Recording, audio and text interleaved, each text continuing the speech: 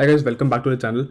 सबसे पहले हम यहाँ पे आते हैं निफ्टी के अंदर। फाइनली हमने बोला था कि कल हमारे को कंफर्मेशन नहीं मिली थी यहाँ पे प्रॉपर ब्रेकआउट की, आज हमारे को मिल गया है। कल हमारी यहाँ पे क्लोजिंग नीचे थी, आज हमारी क्लोजिंग बहुत अच्छी बुलिश पैटर्न के साथ ऊपर हुई भी है। ठीक है, यहाँ पे इसका ये मतलब नहीं है कि आप अभी भी लॉन्ग कर दोगे। ठीक है, इसका ये मतलब है कि यहाँ पे इसकी एग्जीक्यूशन कब होगी, जब इस वाली विक का हाई क्रॉस होगा, मतलब 214, क्योंकि टॉप से जो इतने से छोटी सी विक बनी है सेलर्स की, इसके अंदर भी ज़रा सी रेजिस्टेंस हो सकती है। ठीक है, यहाँ पे हमने करना क्या है, इंपॉर्टेंट बात हमारे लिए क्या होती है कि अब कल के लिए देखना है कि कल को आपको करना क्या है। कल जैसे हमने मार्केट में डिस्कस किया था कि यहाँ पे इस वाली रेंज के अंदर और इस वाली रेंज के अंदर आप पूरा दिन स्ट्रैंगल चला सकते हो, तो पूरा दिन स्ट्रैंगल भी चला, क्योंकि ऑब्वियसली नॉन डायरेक्शनल मार्केट यहाँ पे पूरे दिन आपको दिख रहा है कि आपको बिल्कुल कचरे के अंदर आपका अच्छा खासा पैसा यहाँ पे भी बन रहा था। ठीक है, बिल्कुल एंड में एक कैंडल आई थी जिसमें ऑब्वियसली आप अगर होल्ड करके बैठोगे थोड़ी सी स्पाइक्स आ जाएंगी, बट यहाँ पे भी आपकी सारे इंडेक्स में जीरो डेट DT वाले जो ऑप्शन है, जीरो डेज टू एक्सपायरी वाला आज फिर निफ्टी के अंदर, उसमें भी आपके अच्छे पैसे इस तरीके से बने स्ट्रैंगल में जाके। बट इसके अलावा अब यहाँ पे हमारे को थोड़ा सा व्यू चेंज करना पड़ेगा। हमारे को व्यू चेंज क्या करना है, कल मैंने आपको ये बताया था कि मार्केट अगर यहाँ से सीधा खुल के सीधा नीचे जाती है और सीधा आपको कोई बुलिश सपोर्ट लेने की ट्राई यहाँ पे करती है, तब भी आप यहाँ पे लॉन्ग जा सकते हो पूरा दिन के लिए। वही एग्जैक्टली हुआ है। ठीक है, अब यहाँ पे सिंस मार्केट ने हमारा ये वाला स्विंग और ये वाला स्विंग ब्रेक कर दिया है, हमारे को क्या समझ आता है कि मार्केट ने यहाँ पे बुलिश पैटर्न की क्लोजिंग दे दी है। ठीक है, छोटे टाइम फ्रेम पे आके हमारे को उसका रीटेस्ट जोन देखना है। ठीक है, रीटेस्ट जोन क्या होएगा, रीटेस्ट जोन होएगा कि जहाँ पे मार्केट एक रीटेस्ट लेके फिर यहाँ से और ऊपर अब जाना कंटिन्यू करेगी। ठीक है, एक हो सकता है कि मार्केट ने अगर ये 216 217 का लेवल डायरेक्टली ब्रेक कर दिया तो ऑब्वियसली वहाँ से मार्केट ऊपर जाएगी।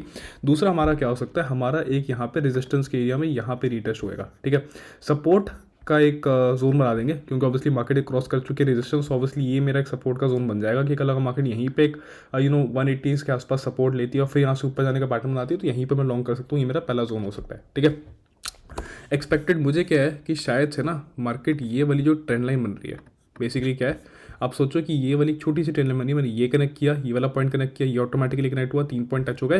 यहाँ से मार्केट इस सपोर्ट जोन की जगह हो सकता है ट्रेंड लाइन तक आ जाए, बिल्कुल 150, बिकॉज 150 आपका एक OI का स्ट्राइक प्राइस भी है, और यहाँ पे आपका साइकोलॉजिकल लेवल भी आ सकता है 150 के आसपास, बिकॉज यहाँ पे मार्केट ने एक छोटा सा पैटर्न देखो कि एक और क्या बनाया था इसके अंदर। यहाँ पे आप देख सकते हो कि यहाँ पे कब बना था और यहाँ पे एक हैंडल बना था और उसका ब्रेकआउट है, तो उसका रीटेस्ट भी यूजुअली इस वाली जगह पे आ सकता है। ठीक है, तो आपको ये समझना पड़ेगा कि अगर कप एंड हैंडल के हिसाब से देखोगे उसका रीटेस्ट ट्रेंड लाइन पे आएगा, अगर कप एंड हैंडल के हिसाब से नहीं देखोगे तो उसका रीटेस्ट 180 के लेवल पे भी आ सकता है। तो अगर रीटेस्ट आता है वहाँ पे बहुत अच्छी ट्रेड मिलेगी आपको, स्विंग के लिए उसको होल्ड करके जाना लॉन्ग के लिए, बिकॉज ये चीज़ आपकी बहुत अच्छी एक मूवमेंट दे सकती है। बट इसमें ऑब्वियसली ब्रेकआउट हुआ है, तो यहाँ पे क्या होएगा कि यहाँ पे या तो विक बना के आपको रीटेस्ट देके ऊपर जाएगा, बट एक बार पोटेंशियली इसको यहाँ पे भी रीटेस्ट देना चाहिए, बिकॉज मार्केट में बेटर वही होता है कि अगर रीटेस्ट देके जाए, अगर आपका बिल्कुल डायरेक्टली गैप्स की तरफ भागते रहता है तो ऑब्वियसली एक पोटेंशियल होता है कि जितना ऊपर भाग जाएगा उससे ऑब्वियसली एक्सपेक्ट करते हो कि उससे थोड़ी सी ज़्यादा आपकी करेक्शन भी मार्केट में आएगी। ठीक है, बैंक निफ्टी की कल एक्सपायरी है, उसकी ज़रा सी बात कर लेते हैं। आपको बताया था कि यहाँ पे बैंक से आप सारे के सारे आज जो मार्केट ऊपर गई है, तो आप CNX में खोल के देखोगे पब्लिक सेक्टर एंटरप्राइज ये सब चीज़ें हुई नहीं है, बट बेसिकली आपका चला क्या है, FMCG ज़्यादा चला है। ठीक है, FMCG अच्छी रिकवरी आई थी, और उसके अलावा आपका जो यहाँ पे CNX बैंकिंग है, ऑब्वियसली वो तो आपका बैंक निफ्टी है, वो बेसिकली था जिसने आपका सारा का सारा इंडेक्स यहाँ पे खींचा है। तो वही आपको कह रहा था कि अब इमेजिन कर लो कि एक बार अगर HDFC बैंक यहाँ से चल पड़ा तो ऑब्वियसली होने क्या वाला है। तो HDFC बैंक में आप देखोगे कि यार ये वाला स्विंग तो ब्रेक हो गया, बट ऑब्वियसली पोटेंशियल अगर 1480 का भी ब्रेक हो जाए तो परफेक्ट है, बट यहाँ पे 1450 का स्विंग ब्रेक हो गया, मतलब भैया समझ जाओ कि यहाँ पे पोटेंशियल आपको बोला था कि इन्वर्टेड हेड एंड शोल्डर्स बनने वाला है, वही चीज़ का पैटर्न की फॉर्मेशन हो रही है इस पॉइंट पे। ठीक है, यहाँ पे थोड़ा सा रिट्रेस आएगा, इसको और ले सकते हो, यहाँ पे बताया था कि यहाँ पे ले लो, यहाँ पे ले लो, कहीं भी ले लो, अब बेसिकली इसको भी होल्ड करके बैठ जाओ, बिकॉज अभी भी HDFC बाय करने का बुरा प्राइस नहीं है। 1400 के आसपास अगर मिल रहा है, 1400-1450 के बीच में उठा रहे हो, लॉन्ग टर्म के लिए बहुत अच्छा प्राइस है। फिर भी बहुत मल्टी ईयर लो पे उठा रहे हो, बेसिकली 2020 से अभी तक के मल्टी ईयर लो सपोर्ट पे ही उठा रहे हो उसको।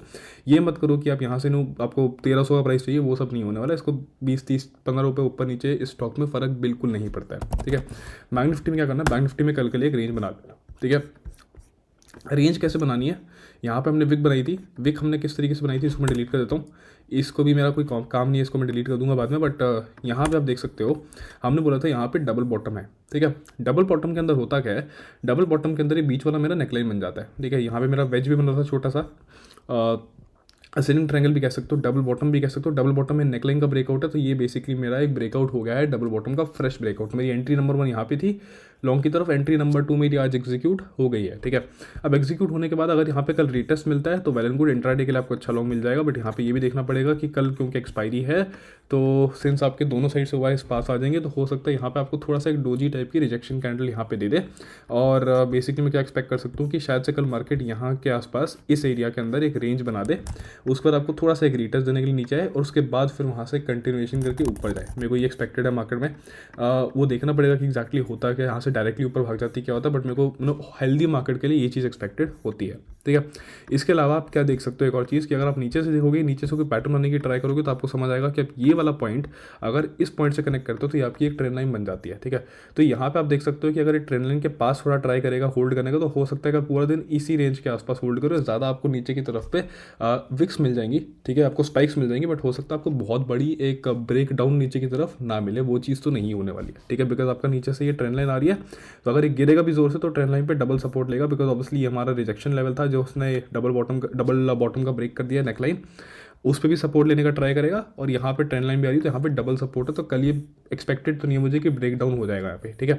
इस पोर्शन पे आप देख सकते हो यहाँ पे मार्केट नीचे गिरी थी तो इसने यहीं पे इतनी बड़ी विक रिजेक्शन दे के ही ऊपर गया है पूरा का पूरा, ठीक है। कल मेरे को एक्सपेक्टेड है कि अगर बैंक निफ्टी कर रहे हो तो बैंक निफ्टी में आप स्ट्रैंगल्स जा सकते हो, स्ट्रैंगल्स को नाम से मैनेज कर लेना।